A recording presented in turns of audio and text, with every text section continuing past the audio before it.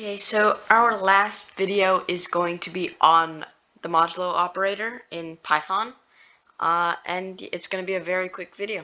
Okay, so I used REPL.it, an online code editor that allows you to collaborate with others, and so you can work on the same project with them, and they can edit like in real time. So it's like Google Docs, and you can chat with them, which is shown in this GIF.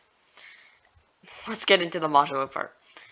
Okay, so I've assigned two variables, testvar1 and testvar2, and they're set to these two operations.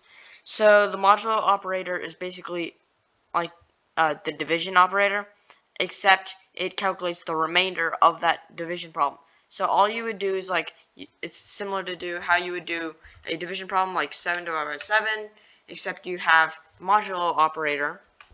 Real quick, past me forgot to say that the modulo operator is a percent sign. So if you would do a modulo operation, you do 5% 2. Let's get back to the video.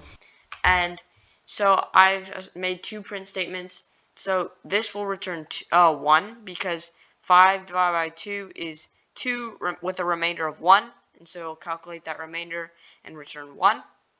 And the second one will return 0 because 6 divided by 3 is 2 without a remainder, so it'll return 0. And let's print this. So you have 1 for 5 modulo 2. And then if you uncomment this one, you will have 1 and 0. So 0 because 6 divided by 3 does not have a remainder. Okay, thanks for watching.